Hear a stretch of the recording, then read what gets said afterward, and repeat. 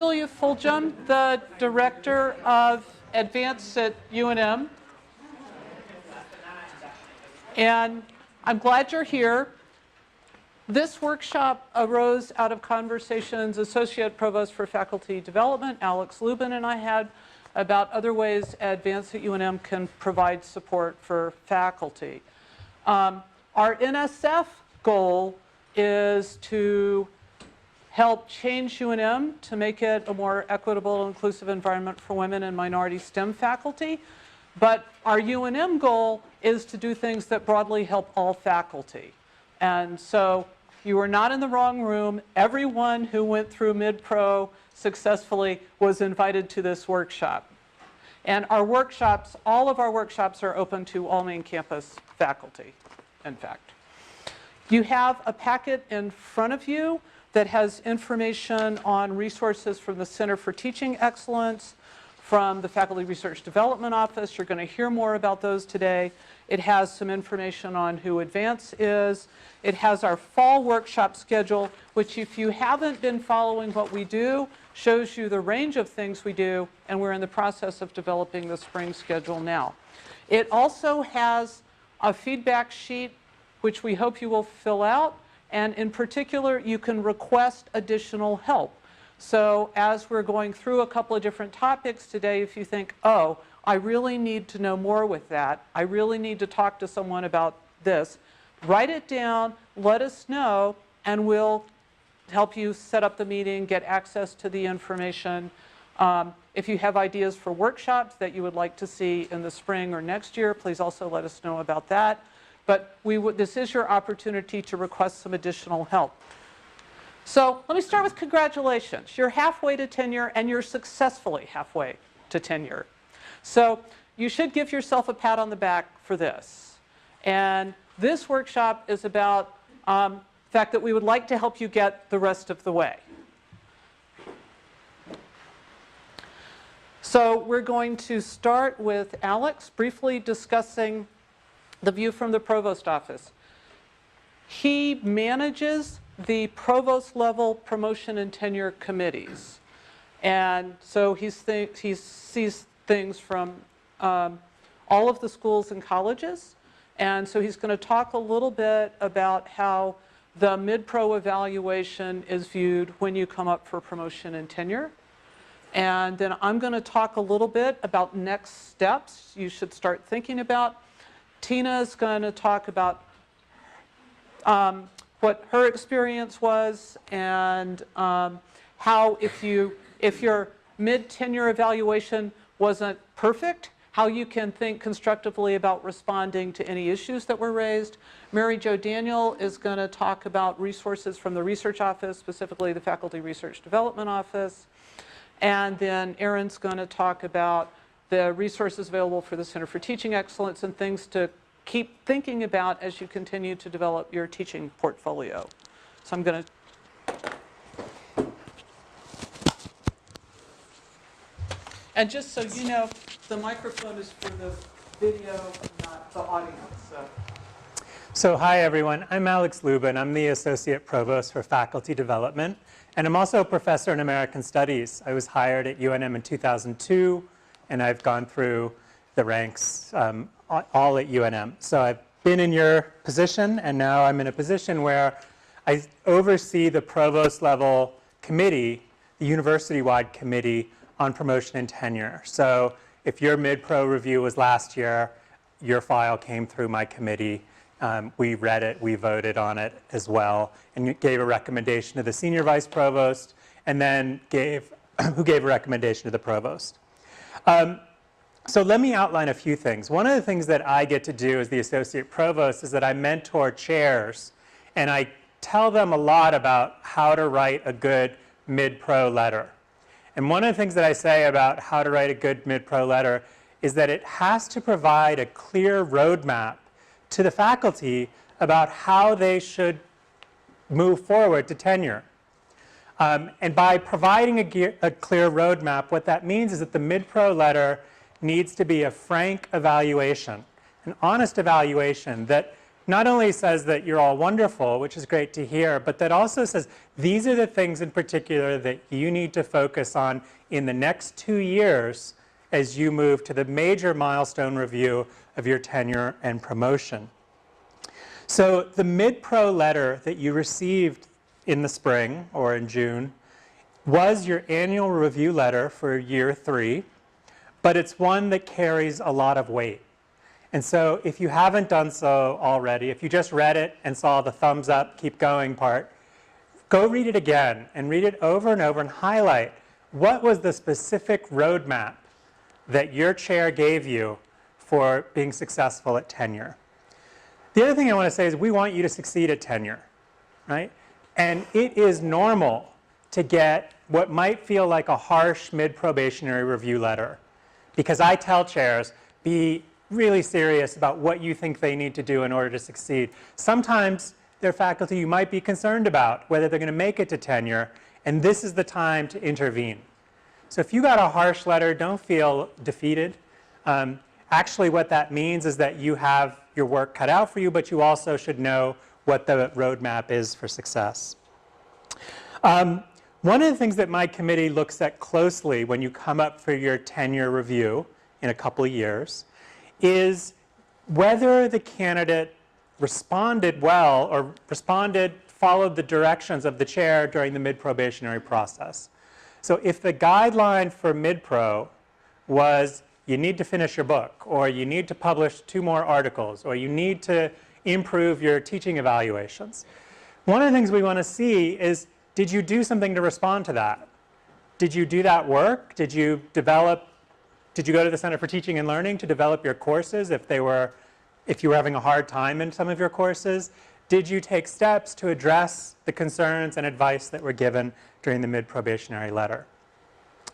If you received a mid-pro letter that just said you're fabulous and gave no directions, then that's too bad. The chair didn't do a great job. But that happens because we chairs are fallible. And so you have to go seek out that roadmap. You need to go meet with the chair and say, I'm really glad that you are happy with my work right now, but what are the specific things I need to do in 2 years? Right? Because when you get to tenure, maybe you're going to have a new chair, and that chair might have different ideas, unless there's a good probationary letter that provides the roadmap. A new chair can't just say, oh no, it's a different roadmap altogether, because the mid-pro letter is really important in defining what the path for tenure is.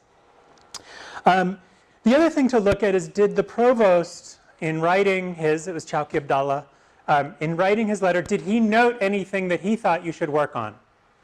That's something as well that the university-wide committee that I chair will look at. If, maybe the provost said, it was noted that you're not very collegial in the department, or it was noted that your publication rate is not so strong. That's something that you should address in your tenure case, something to be thinking about now. The provost committee that I chair will read the mid-pro letter closely and make sure that you fulfilled the goals and milestone outlined in it. And as always, it behooves you to ask for clarifications if you need it from your chair. If you don't get what you need, visit Advance. That is, if your chair isn't providing a clear roadmap to you, talk with Advance, get some mentorship there. Talk with more senior colleagues in your department. Talk with senior colleagues in other departments, right? If you're unclear about what you're supposed to be doing right now, then that's a problem of the structure, it's not your problem, and we need to figure out a way to address it. The other thing that I want to tell you is that the time to working towards your tenure case, you know this is something I'm sure that causes stress all the time, is now. It's not in 2 years. Right? The RPT, that online system that you used for your mid-pro, is the same system you're going to be using for tenure.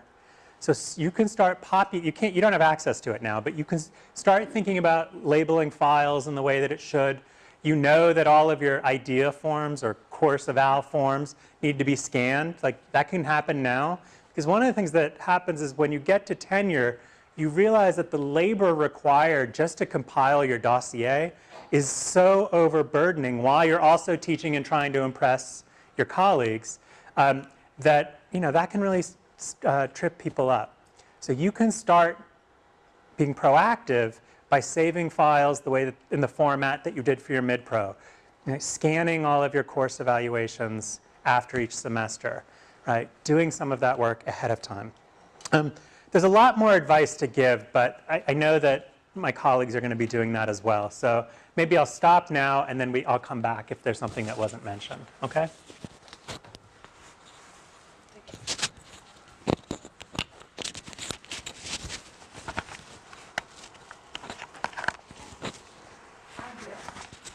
Yeah. So there are two letters that we should have received this summer. A chair's letter, which provides the more honest overview and the roadmap, and then the letter from the provost. Is that correct? So the only letter that you had to receive is the letter from the provost. You are entitled, if it wasn't given to you, to ask the chair to provide a redacted recommendation letter. And we need to ask for that? If it wasn't given to you, then you may ask for it. You're entitled to ask for it. If the letter from the provost is good, yeah, I mean, most chairs are instructed to share that information. But there are cases that I know many times that doesn't happen, and you are entitled to ask for it. And what do you mean redacted? Well, a chair's letter might say, Julia thought that the file was, like, take out those names, any identifying things about what the committee that reviewed your file said. At the mid-pro level, there may not be things that need to be redacted, but there might be. Sure. Can I clarify? So I was under the impression that the annual letter that was from the chair serves as the roadmap. I was wondering if that is that. So I'm using two words. So there's an annual review every year that is the roadmap. The mid-pro is considered a milestone. There's more weight to that. And in your department, maybe your chair just gave it to you as your annual review, but likely that was also the letter that they submitted to the dean and then to the provost as well. The mid-pro letter has more weight because it was a multi-level evaluation of your progress. Yeah. So whether the chair shared that letter with us or not, you're still going to look at it to see whether we met the recommendations in that letter?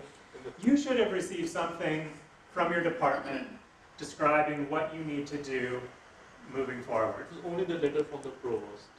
So then, yes, as Alex said, you can ask the chair. Is that what you're going to look at? I'm recommending that you go to your chair and say, can I have a redacted copy of my mid-pro letter? Yeah. And based on, I'll get to you, based on these comments, Alex and I will be adding this to New Chair School, which we also collaborate on. Siobhan? Can we ask for chair letters for the annual letters? So if you haven't been getting those, that's a really bad thing. The faculty handbook makes clear that you are entitled to, you should be having a meeting at the end of each year with your chair, and they should share their annual review letter with you, because you have the right to rebut it in writing as well if there's any misunderstandings. So an actual meeting? This is not just It doesn't have to be a meeting. It's recommended. It's a really good practice. It's what I did as a chair. It's what I did happened as- with me yeah. when I was, a junior faculty. Yeah. Yeah, So that's, if you haven't been receiving your annual review letters, you should definitely request them. I'm not sure on what they are. Are we actually allowed or encouraged to rebut the stuff that's written in those letters? Yeah, so this is outlined in the faculty handbook. If there's something that's inaccurate, you can say, would you please change this? But if there's something that you think mischaracterizes your work, and in a meeting the chair is unwilling to change it, you are able, and you can do this 2 years later, to write a letter that clarifies something that was in the annual review. So if it's like, students have been complaining about your courses, and you can say, no, this is what happened. You can certainly write that and have it added to your file, and it will be added to the committee's information when they review you for tenure. Yeah. So if you haven't done so already, you should all be reading section B4 of the faculty handbook, which describes all of this process for annual reviews. And we will work with chairs to make sure that they are mentoring in appropriate ways. one of the things that Advance is able to do is work with Alex and other members of the Provost Office to clarify expectations at the chair or dean level when we find things that might require clarification. So this turns out to be one of them. One of the messages for today that you're going to hear from all of us, don't do this alone. There are a lot of resources. There's a lot of support. Don't feel like you have to figure out all the next steps and navigate them by yourself. Take advantage of the resources that'll help you the most.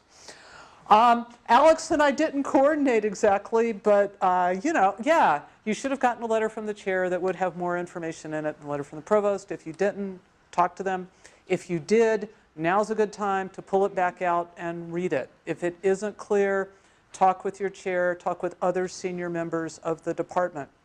Not only their university policies, every department has written promotion and tenure policies. And if no one has happened to show them to you, you should get a copy. And then if there are things in there you are not clear about, talk to your colleagues and the department chair. If you need to talk to people not in your department, please contact Advance. Please talk to people in other departments.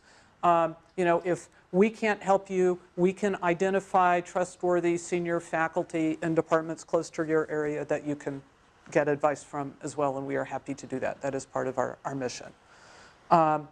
So, yeah, you really should have a roadmap. And if you don't, you've got time to find out what it is and work on it. I do not generally pick up deep philosophical advice while walking through the sub listening to undergrads. However, two students in front of me, some point last year, I've used this slide a couple of times, but I like it. One was supporting the other and said, don't mole it, you need to prairie dog it, you need to get out there. This is not a time to go to ground. This is a time to be visible and use the resources you've got and the friends you've got and the collaborators you've got to make progress. And it is important to realize this is your story. You are writing your own adventure story. And there are department, college or school and university expectations, but you determine what the narratives are. And you've got time to think about what you want your narratives to be. And it's a little less stressful if you can start to think about it. You know, you've really got control over some of this. It's not just relying on other people's opinions of your work. There are things you can do that give you some control, both over what you do the next 2 years and then how you present your package. And this is a little too early for you, but we should still be doing it at the right time. We will be this spring starting a workshop on how to prepare promotion and tenure dossiers, because within Advance we've been mentoring a fair number of people through the process this year. Starting last spring through the summer and this fall for people who are preparing tenure and or promotion packages for this year, and are starting to see some commonalities in types of help and advice people need. So you need to identify what are your top priorities. Do you need to publish more? Do you need to write or finish a book? Advance has Shut Up and Write Time, where we're a quiet zone. We have writing accountability groups. We do writing boot camps. And we have this really phenomenal writing coach and editor, Lynn Bean, who will do everything from helping you get your thoughts together to outline a manuscript to helping you understand journal requirements to finding a book publisher. She's done it all for every field. And that's something that we support. There is no charge to you. Do you need to submit more proposals? Well, that's why Mary Jo is here. If you're thinking about NSF Career Awards, Stephanie Tafigi, one of the Faculty Research Development Officers, has a group of faculty meeting regularly who are planning to submit them. There'll be a Career Award workshop in the spring. We have a variety of collaborative workshops between Advance and the Research Office. We just had one on how to talk to program managers, and the video from that one is up. We have one coming up next week on how to work with the UNM Foundation. Mary Jo will talk more about their resources, but any past workshops we've had, the video and summaries are on our website and are available for you. Do you need to present at more conferences? Talk to your colleagues about what the best conferences, workshops, panels, whatever's appropriate for your field are for presenting your work. Most deans provide some travel support to departments, and most deans encourage chairs to particularly use it to support assistant professors. So something to ask about and poke at if you are really don't have the money to get to a conference, because obviously this is really important. Do you need to work on your teaching? The Center for Teaching and Learning has a wide range of resources, and Erin will talk about some of that. Do you need to manage your time differently? Do you just need to do more? Well, okay, we all always need that. I got no solutions, it's an ongoing battle. But there are a couple of national organizations that have workshops and have put a lot of work into developing approaches to realistic semester plans. You know, that sort of force you to sit and think about doing realistic goals and reevaluating them. And I'm talking with 2 faculty who have been using serious semester planning for a while in their careers, and we're going to do a workshop. I think if I can get schedules to converge, probably the Tuesday before classes start, so kids are back in school, we're back on campus, but hopefully whatever department retreats and things are going on haven't quite hit yet, so I'm thinking middle of the day, like the Tuesday before classes start. But you know, and we'll be announcing this soon, so that you can go ahead and get it on your schedules, if that'll be helpful. Most departments are pretty good about protecting junior faculty from doing a lot of service, but if you feel like you're in a position where the service is really impacting your research or teaching, now's the time to go to your chair and say, I really need more time to work on X, particularly if X is something that was in your letter. So have these discussions now. There's plenty of time, particularly to negotiate for next year, if you start it now.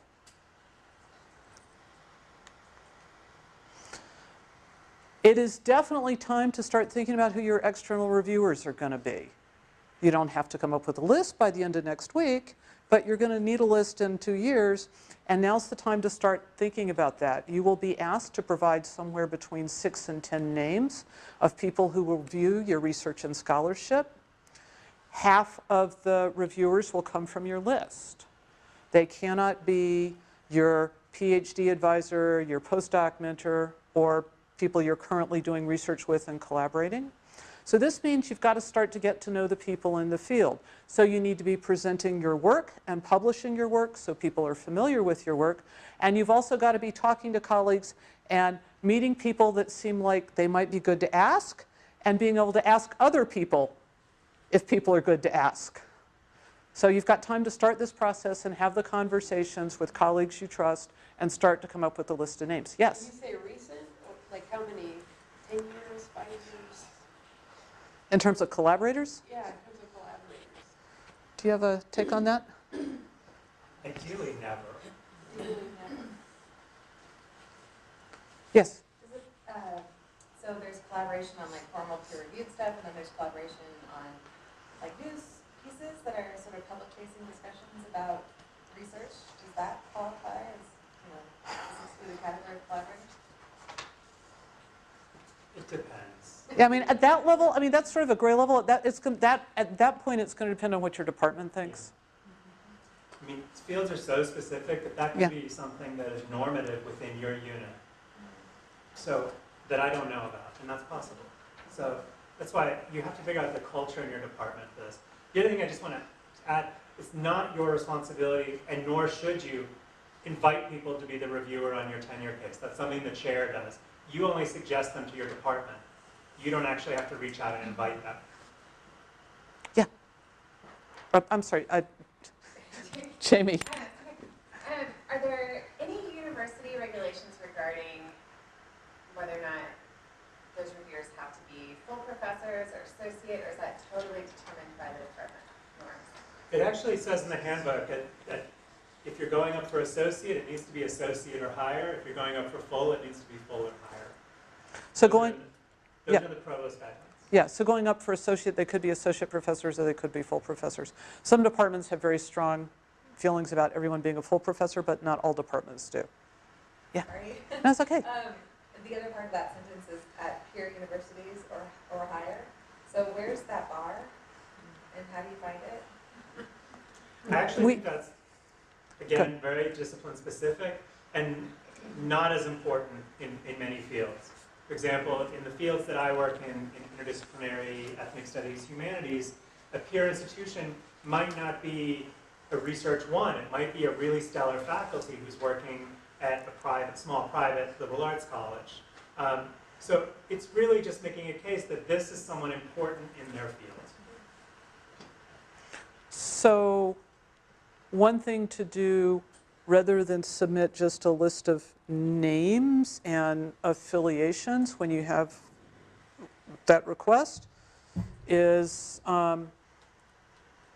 make sure, if they're editor of a journal, if they're a distinguished faculty member, if they've won key awards, a couple of sentence bio on the people you're recommending, can help maybe push them to be considered, and that's and that's a good way, particularly if they're an associate professor, if they're at a smaller unit, but are have a name in the field, run a well-known center or conference or something. That's the way to make the case. But the departmental culture varies tremendously. I think it's safe to say on the provost level, if the department thought the person was a good external reviewer, the provost level or the college level isn't going to question it. Marigold, you had a question? Yeah, I thought that I heard you say something about figure out who you're going to ask or talk to colleagues about who you're going to ask. Well, or who are you going to list? Is it advisable that we speak to these colleagues and say, would it be okay if I could? No. Okay.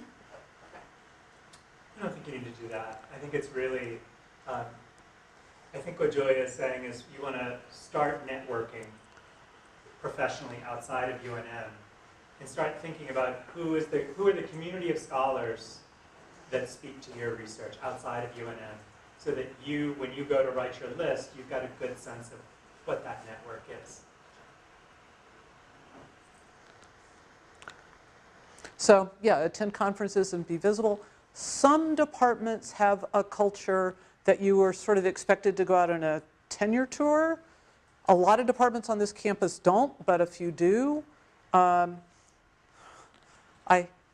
I personally have qualms about sending really exciting people from UNM out to, broadly to advertise in the US to, sort of then have them be picked off.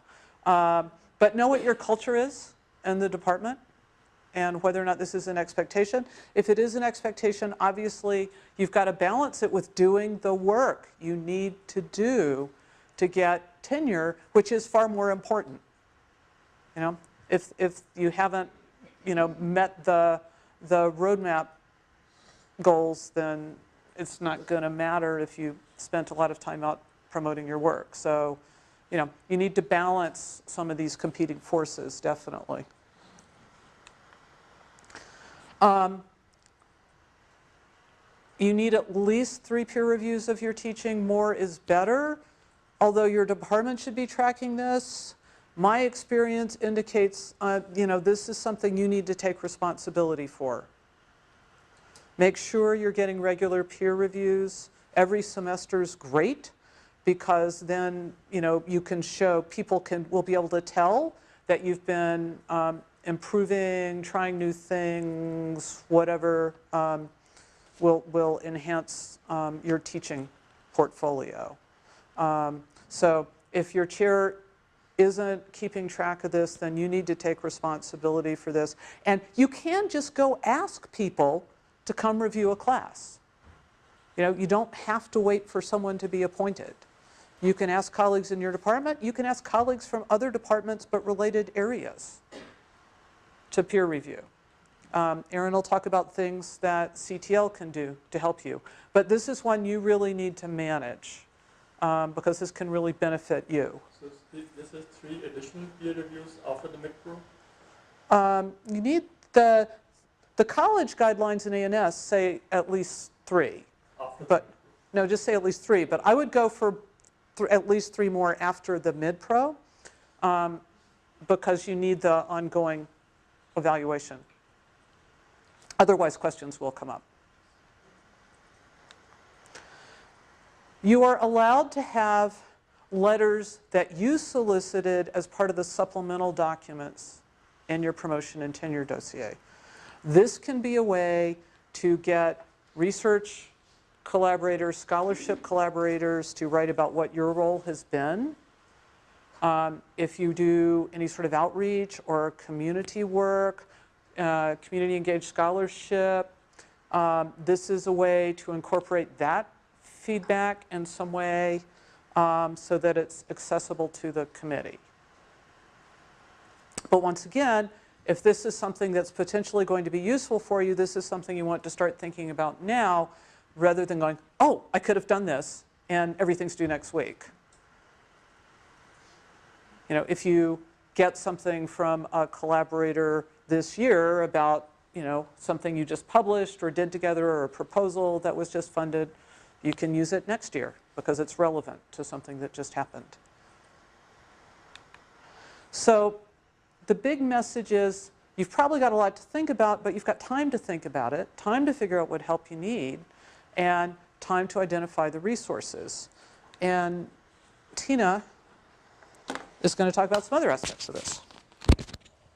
Thank you.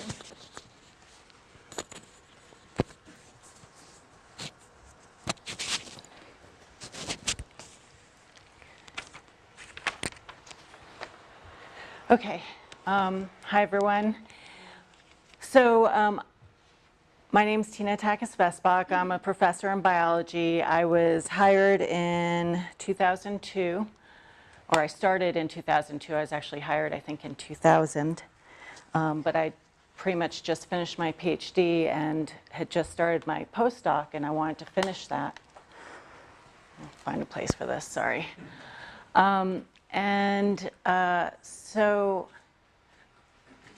Sorry, excuse me. So in my pre-tenure years, I took 7 years because I had 2 children and did stop the tenure clock. When I went up for tenure, everything went great. I sailed through. But my mid-pro letter was very scary. And I want to tell you about what my situation was and how I turned things around so that there were absolutely no questions by the time I went up. So when I started at UNM, I immediately got 2 big Nsf grants. Very ambitious grants, the kind of grants that I was warned not to get when I was hired and when I walked in the door. And that's because it was going to be about 2 years before I was actually even going to have data. And so that was going to put me in a really bad position for my mid-pro. But then I got the grants, and so everyone's like, okay, well, this is going to be tough, but this is what you can do.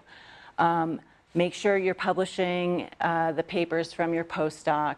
We want papers to be coming out of here, but as long as you can show that you're remaining productive, things should be okay. Well, unfortunately, and I don't want to make excuses because everything that was said in my letter, which I took out of the crypt this week and read, and it was really painful to read again, everything in there was true. But what happened was my postdoc advisor and I wrote a proposal. I was the PI on it when I was in her lab. And it got funded, and the Nsf program officer called and said, I'm only funding this if Tina gets to take it to UNM. And my postdoc advisor was not happy about that. And, but she let it go with me, and then she didn't want me to work on anything that was similar to her at all. And so I continued to give her papers, and she wouldn't review them, and I couldn't submit them because she was a co-author. My department knew about this, and you know, they were trying to work around and get colleagues that they knew that knew her say, you've got to help Tina with this. And but mid-pro came along, and although I had great funding, my teaching was okay. There were a few weaknesses noted. I had no pubs since I had arrived at UNM. And the roadmap was very clear. It was a 3-page letter with exactly what I needed to do, and I'm really grateful for that, even though it's still hard to read today. So what did I do? I went home, and I cried. And you know, we work for this for a long time, and we get to this place, and it looks like we're not going to make it after all this work. And it was a serious, like, come to whatever moment for me. But after I spent a day watching movies on the VCR and feeling sorry for myself, my husband sat down with me and was like, get it together. What are you going to do? And he helped me come up with a plan. And so I wanted to tell you what we did. I say we. And it wasn't just my husband and I, it was various people in my department who wanted to see me succeed. So there was really a 3-prong approach. The first one, and the most important one, was working on me, what I could do. And that was to get those papers out. And so I said, forget my postdoc papers. I've got to get the stuff that I'm working on now published. So I went through all of the questions I was asking in my research and looked at what data I had for every single experiment, and rated each thing, each question as the likeliest to be published and the least work to get published. And then identified who could help me finish them off, and just no longer could I think about these great big lofty papers that I had in mind for these projects. It was what is, the least publishable unit on these questions. And least publishable unit, it's not a piece of junk, it's stop dreaming about these big papers that you really wanted to do. It's get real. And so that's what I did, and I was warned that there shouldn't be a mad rush of papers in the end, and that was pretty scary, but that's what was going to happen, and I wasn't going to give up, so I just went for it, and made up the difference for the first 3 years in the last 3 years. So I got that under control, but there was another big problem. There were a bunch of people in my department that thought I was a slacker because I hadn't published papers in the first 3 years and didn't want to hear about my sad story or anything like that, which is completely fair. So I had to work on a PR campaign. And in biology, we each get 2 mentors, senior faculty members. And one of them was not a people person and very hard to approach, a member of the National Academies, but not that interested in me. But that was my fault, and I learned that. And then I had another mentor who was not very helpful at all. And I asked my chair to remove the unhelpful person, and he thought that that would just be making waves. We all know who your mentors are. Use them, and we'll just, pretend this person doesn't exist. But that person then did something kind of egregious, and she was removed. And so I had my unresponsive mentor to work with, and then I had another person in my department who took me under her wing and became my official mentor after that, and really changed things for me. So I had to go make that connection with the unresponsive mentor. And my husband gave me some good advice, and that is to stop trying to get him interested in me and just go after what he's interested in. And the only thing that he was interested in was research. And so I had to stop trying to be myself with him, which was talk about human things and research, and just start talking about the things that he thought was interesting in research. And the way I did that was I told him about a project I was working on that was along his lines of interest, and it was a biogeography paper. And he became interested in that. And that takes me to my next prong of my three-prong approach, and that is get people invested in me. So the first person I got invested in me was that unresponsive mentor. I told him about my project, and I asked him for his help. And this was maybe making use of the advice my husband gave me, which is really a quote from Benjamin Franklin: if you want to make a friend, let someone do you a favor.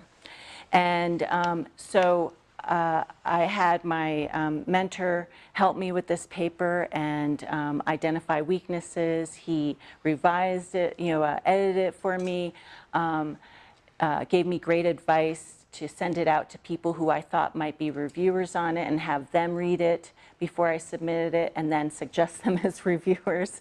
And that paper got published, and it's one of the papers I'm most proud of from my lab. So that worked out well for me. Another thing that I did was I started collaborating with more people in my department and published another paper with a colleague in my department. And that person was a senior member of our faculty and then could speak more highly of me. And I really think it's those three things put together that put me over the edge. The papers were absolutely necessary, but the two other prongs put me over the edge where there was no question, and the people that I got to invest in me could shout down, not shout down, but like clarify to any doubters what my potential was. So I have a little bit of advice that I wrote down.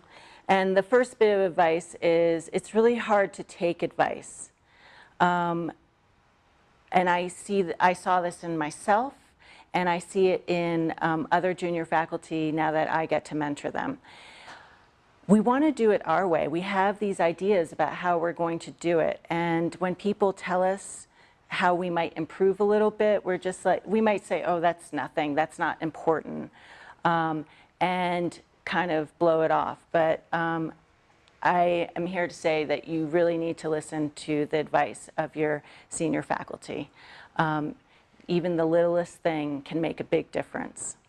Even making the effort to investigate the advice that they've given you will go a long way to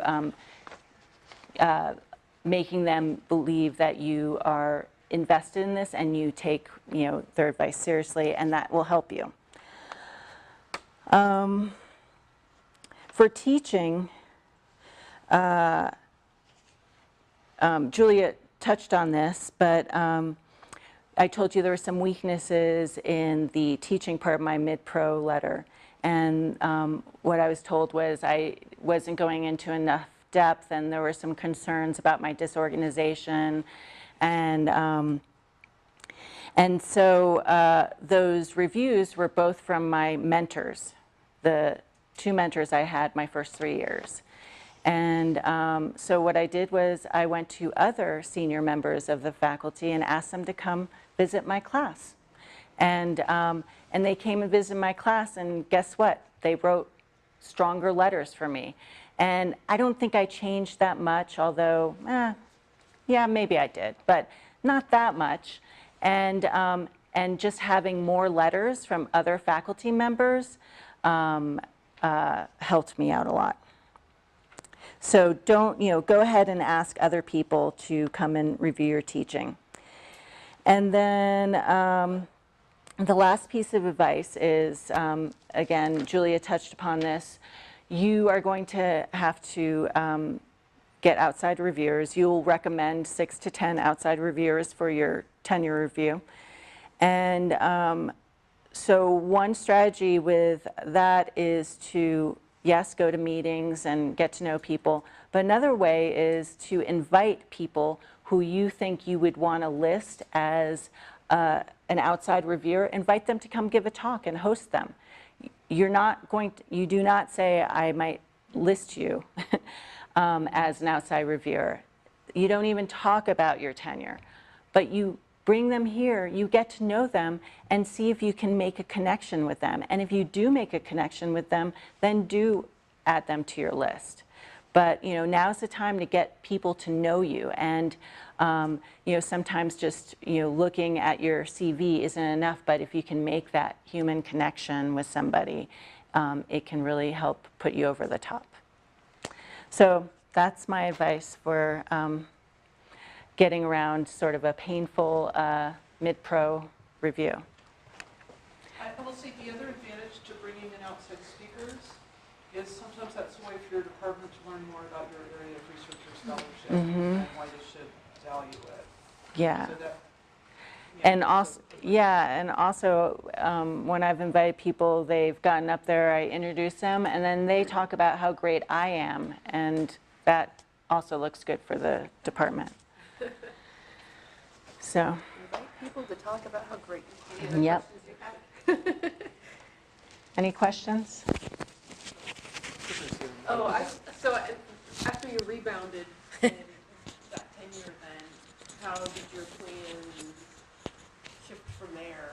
Like, so what did you have to do after that? Actually, things just got easier because I got better at it. Okay.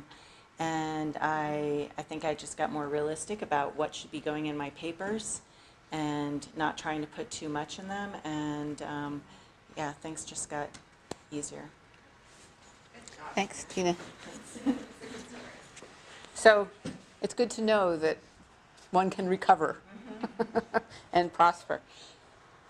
I won't take a lot of time. I know some of you have already worked with some folks in my office, but I did want to talk a little bit about advancing research and scholarship. And depending on what your letter is and what your priorities are, your roadmap may be a little bit different. I always start with this because I think it's important. We're hearing a lot about sort of the mechanisms and the procedures. I always encourage people to go back to the root. Why are you here? What is it that you really love about what you do? What keeps you going? Because I think we can just get overwhelmed with some of the minutia, and so remind yourself, why are you here, and what difference are you going to make in the world? So you love research, but there's all these priorities, all these conflicting priorities, all these demands on your time, and so a lot of this is strategizing how to balance these requirements for tenure. And I think you need to think about making your mark. So you're halfway there.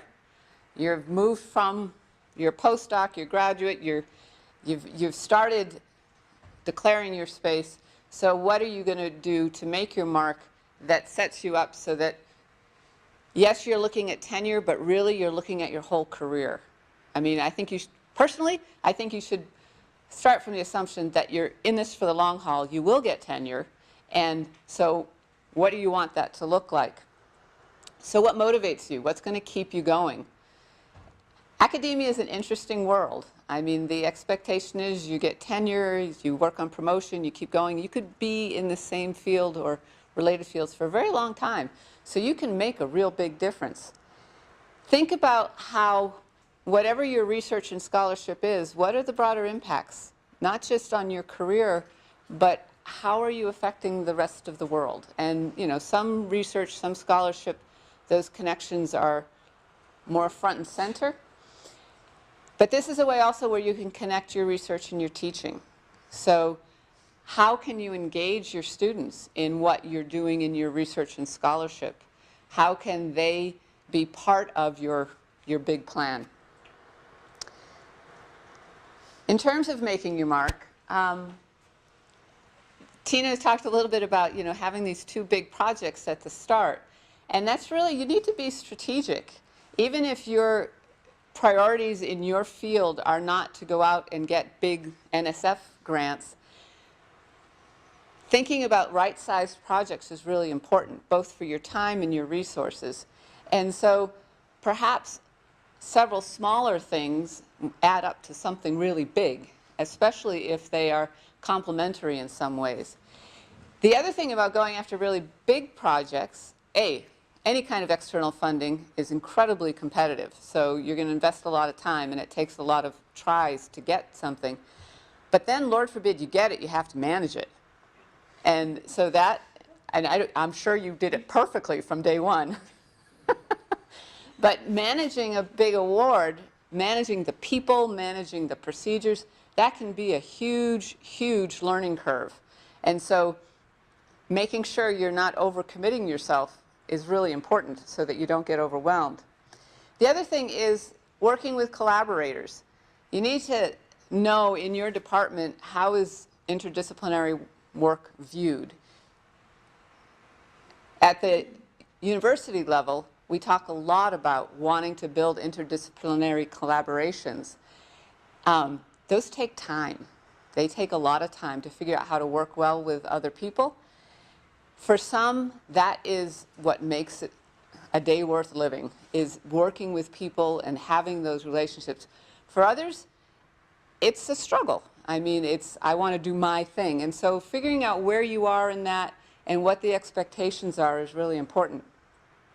If you are part of a team, this has nothing to do with promotion and tenure in my view. If you're part of a team, you better be contributing to that team. And so if the expectations of a team aren't explicit, you need to be really careful so that you are fulfilling expectations and you haven't promised more than you can do. And then Julia mentioned we had a workshop last week about talking to program officers. And one of the things I heard from that, we had faculty who had been successful with many different kinds of funding agencies. They all have different cultures, different expectations, different procedures.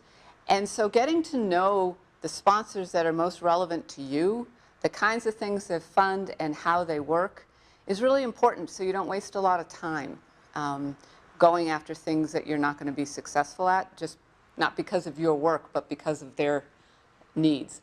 And when we talk with the foundations, they too have their cultures and their expectations. And so it really makes a difference to take the time to get to know them. And you can do that in some cases by being on review panels. Again, that's a time sink, but it can have a big reward. And some agencies have different rules about that. And then, of course, if you're going for any kind of external funding, whether it's a fellowship or a grant, you're going to have to persist. I mean, it takes many tries, as some of you know. And so it's hard to stay energized. And one of the key things is, as Julia said, don't try to do this alone. There are resources here on campus, and my office is one of them. And so the Faculty Research Development Office is actually a network of people. And we have folks who are positioned in those colleges right there. And I know some of you are in a different college. If you're not in arts and sciences, engineering, education, fine arts, or architecture and planning, we still support you. It just means you work directly with us in the core office initially. But we all work together.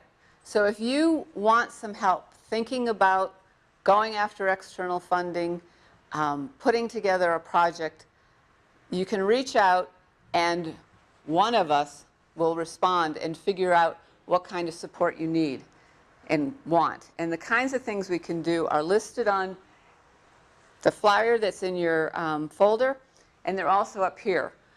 We focus on pre-award. That means writing proposals. We don't, unfortunately, help you a whole lot with managing it afterwards, okay? Some people at the college level, they have a little piece of that role, but really, we're on the front end. So once you get the money, then you have to work with other people, which we'll have a workshop on that too. But we can, sort of help. We do work on a lot of different kinds of proposals. And so we've seen a lot of different kinds of solicitations, calls for proposals, and we can just kind of help navigate that. Not that we're experts and we're not going to write it for you, but we've seen some of the things that can often trip up people in writing proposals. And we can take just some of the mechanical stuff off of your plate. And navigating the UNM system takes time as well. Our website goes into, go ahead, Marigold. I just want to echo what Mary Jo just said, that I have gone through their office 3 times, and just having someone hold your hand in those last days, like Monica is the person I work with, Monica Fishall, and Monica just holds my hand. I do all the work, and she's just like right there being like, good job, you did that, good job, you did that. And sometimes she does small things, but like just having someone who's there who I can call and be like, what does this mean? Or whatever, like makes all of the difference. I did all the work, it's my idea, but the administrative mechanical part, like that is really overwhelming for me, and they take care of you. So, Well, thank you. Be scared of that stuff. They do such a good job. Thank you for that endorsement. And that administrative stuff is kind of scary and overwhelming for everyone.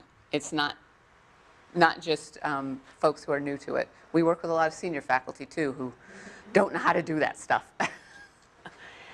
So our website is up there, frdo.unm.edu.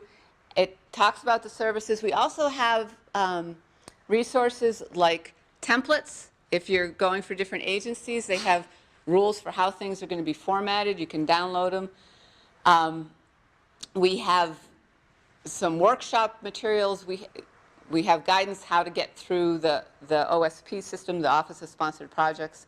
And so all of those are on our website. And specifically, we do have an area that focuses on early career investigators.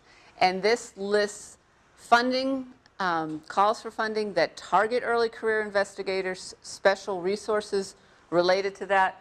And we have an early PI listserv, which probably you have all been put on, whether you cared to or not. And that comes from Stephanie Tafigi in our office, and she tries to blast out information that's relevant to assistant professors specifically. And so if you're not getting that and you're interested, you just go to our website or contact me and we can get you on there. So that's what I just wanted to share. This is a resource for you. We encourage you to take advantage of it, and don't hesitate to reach out. Any questions? Mary Jo, Yes, sir. you offer services for humanists, library sciences? No, we finance? don't talk to anybody That's other okay. than, Just wanted to point out that no, thank you. not just STEM, social sciences, natural sciences, but all fields. Yeah, and well, as Belinda knows, Carmen is awesome. I've worked with her quite a bit on grants, and the feedback that I get is always on point. It's fantastic. And I'm an English, and no one gives money to English, so the fact that she's a bit of a miracle worker points to how great your office is. So, yeah. well, thank you. I mean, and we do have really, really excellent people. And the thing about having a network is if you reach out to one of us and ask something that we can't do, we reach out to the rest of us to find somebody who can help with that, including graphics. We do have a grad student now who helps us with graphics. So, thanks. So I thought that Julia liked me, but she put me last, so I know she doesn't. I will try to be brief, and I have kind of a basic message. So I'm Erin Haney. I'm the executive director of the Center for Teaching and Learning, and I'm also an associate professor in the Department of English. In the Center for Teaching and Learning, we have, of course, CAPS, undergraduate tutoring and learning support for your students. We also have the Graduate Resource Center for your graduate students. And we have the Center for Teaching Excellence, which is for you. And this is how I think that we can help you. As everyone has said, don't do it alone. So I'm here to give you some some support and some suggestions for constructing the teaching portfolio part of your package or the teaching part of your package. This was developed with Diane Marshall originally, and I just took a couple of slides out that I thought would be useful as the Associate Dean of Arts and Sciences. So this is kind of based primarily on the requirements for the teaching portfolio for arts and sciences, but we offer things that will be available for anyone going up for tenure in any college or department. But just to keep in mind, if you were hired fall 2012 or later, you do need to submit a portfolio. And also if you want to apply to one of the teaching awards, which is a good idea, the Arts and Sciences Teaching Award, you need to construct a teaching portfolio for that as well. Okay. The purpose of your teaching portfolio is, again, going back to the previous ideas, this is the opportunity for you to tell your story, to construct your specific, unique story, to contextualize the evidence and the experience that you've had. That's not going to be the same as anyone else's. It's also a way for you to explain things that might need to be explained, right?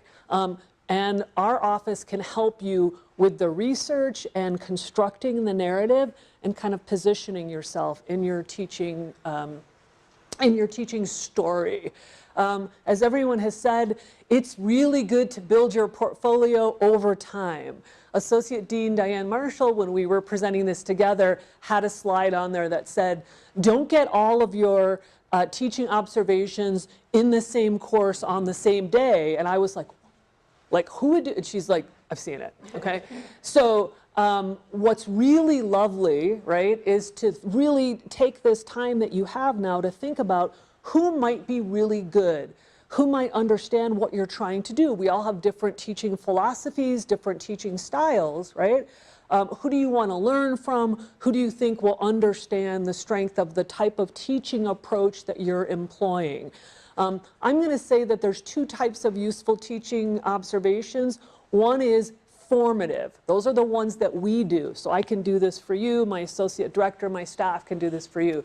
We can come in, we can talk to you about your syllabus, we can ask you what kind of questions or issues you're having, what you need from your teaching, what you'd like to change, and we can go in and write all kinds of notes, have a really rich, detailed discussion with you. We don't report that to your chair. What we give you is an official letter saying, Jessica asked us to do a teaching observation. We met beforehand. We had a very substantial conversation about her student learning outcome goals, her assignments, how they align. I observed her. I gave her lots of feedback. She should be commended for going through this process, right? And I write a little bit more than that. So it's good to get formative feedback and then maybe have somebody come in who's going to do the evaluative or summative feedback. Yes, Belinda? Two quick questions. Sure. One, for the teaching awards, can you self-nominate? Because I thought all of those, someone has to nominate you. It depends on the award. I'm going to go and look at those. Yeah, absolutely. But it's easy to, I mean, you know, have a friend, nominate buddy. Nominate each other, okay? You get the nomination, you go through what is a pretty lengthy process. However, being nominated and going through that process, you can list that on your narrative as well, okay? Start to compile oh, you had a second question, but I was gonna say, start to compile them now, all of these things now. It's hard to get someone to schedule, always me or someone else or your department colleagues, to have the time to come in and really spend the time to do that observation and those conversations if you're doing it at the last minute. Yes, Belinda? I had one of those evals that you just described, pre-mid-pro. Do you recommend getting a second one? Yes. Absolutely. I think this is what Julia had been saying before. The more the better, up to a point, right? We don't want to take this to absurdity. Don't want to have someone every single day you're teaching, but the more the better, because they can reflect on different classes. So can I use you as an example, Belinda, without any details? I've had the pleasure of observing Belinda. I've seen her in an undergraduate class and a graduate class. Those are two very different contexts, and you want to be recognized for the work you're doing in both of those contexts. Okay, for example, keep a folder where you keep really interesting, innovative assignments, letters from students, things like that. So start compiling all of those things, your evaluation kit evals, and then also note the date and time of any kind of workshops that you come to through CTE. Particularly, I would of course promote the 2-day Course Design Institute that's every January and May. That shows kind of a more substantial contribution. Yes, Marigold? Letters from students, like, do you solicit them? Say, Uh, "Write a letter for me?" I personally no would not. Sometimes you will get letters from students if Those little thank you notes that sometimes they write, you just make a photocopy of those sorts of things? that's what the Arts and Sciences said. I find if I were on a personnel committee, I would find those less compelling than if a student, writes something more substantial. So that's a judgment call depending on your particular department. You were in the Honors College, am I correct? The Honors College really values teaching, undergraduate teaching, so it may be that in that context, those particular notes here and there might be more valuable. I wouldn't put something in that said like, Haney rocks, smiley face, right? So using your judgment about what would be more convincing to that committee. So start keeping track of this. As I know, so I'm an associate professor looking at full, I actually have to go back to my calendar for every day and be like, what the heck was what are all the things that I did, right? Oh, I did that, I went to that, I taught that class. So keep track of all those things as you're going up for tenure so you don't have to do it later. And mainly I just wanted to tell you about our resources. So we will provide myself, my associate director who has an expertise in STEM education, Kimberly Fournier. We can provide confidential consultations. We can look at your teaching narrative, part of your tenure narrative, and talk to you about it and say, right here, this doesn't seem particularly convincing. Is there a way you could talk a little bit more about your sort of philosophy of teaching or of education? One of the other things that we can do is to help you, if you need, to talk about contextualize your student evaluations. For example, if you're teaching a controversial topic, so anything that has to do with race, for example, generally students will score those courses lower. We can help you find that research that can say, here's a reason why my student evaluations may have been lower in this example. If you're someone who speaks with a certain particular accent, there's research that suggests that student evaluations end up being lower for certain accents. For some reason, not Scottish and French, go figure. So that's something that you don't have to be an expert on. We can provide that information and help you contextualize it. And parenthetically, our philosophy in the Center for Teaching Excellence is that student evaluations are kind of a very important and interesting piece, but they really are one piece of what should be a much broader form of evidence for teaching excellence and teaching adequacy even, right? So I'm afraid that before we had the teaching portfolio, which might seem time-consuming and onerous, it's much better than the default, which was, oh, look, here's a really handy number that seems empirical, but is actually not really particularly scientifically useful, right? The student evaluation. So a good piece, but only one piece. Your narrative allows you to put it in its proper place and to talk about what you do in your teaching. We also can conduct mid-semester feedback sessions with your students. This is a great thing to do after tenure as well. Have a member of our staff come in and ask a series of questions that we've tailored to your course about what they think is really working well and what is not working as well in terms of their learning in your class. We give you that information. Again, it's confidential, but you can list it as something you've done. This shows that you care, right? That you're doing that extra effort to try to sort of correct things in the middle of the semester. That's very valuable as well.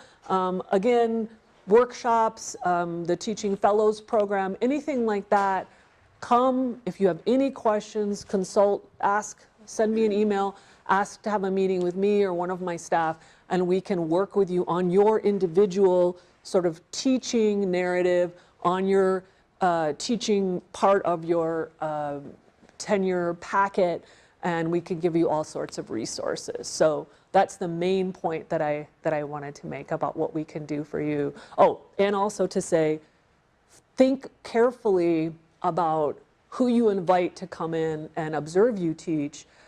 There's a lot of people who actually aren't trained to evaluate teaching, who have a lot of opinions about teaching. How do I make this into a positive? So you want someone who can give you some good constructive criticism, but whose teaching philosophy you respect. And there's an alignment there, right? So you want to think about who you invite in. It's good to err on the side of more, right? So in case there's one odd one, it's sort of washed out by the overwhelming majority of positive statements. Any questions about that? Should most of those Yeah. observers be inside your department or outside? You need to have, I'll defer to Alex. It can be a mix, and it's really department specific. Yeah. So see what your department likes. I would suggest that you always want to have some folks from your department. So I'm in the English department. One of the things that I just did for a course I'm teaching this semester is I asked a professor in the College of Ed, Alicia Chavez, whose work on teaching college I find very, very compelling, to come in and watch me teach. And so you want to think about people outside of your department that might actually have something really specific. She's a great evaluator, but is very limited in her time. Yes, question, Jessica? Some people say that although we have 3 things that we're supposed to be amazing on, teaching, service, and research, that teaching really just doesn't matter, that it's all about research. We are at a research. Inspiring story that gets me pumped about putting my time into teaching rather than into research. Yeah, yeah, that's a hard one. There are stories. We are at a research university, right? And if you don't have the necessary publications for your department and your program, you probably won't get tenure. Alex? So what our faculty handbook says, which is the handbook that as faculty we all contribute to, it's not an administrative handbook, it's a faculty handbook. What it says is that in order to be successful at tenure, you have to demonstrate excellence in either teaching or research. That said, because we're a research university and because of the culture of our departments, in most cases, that case is being built around research. But there are times when someone's research has been adequate and their teaching has been spectacular that they get promoted. So that can happen.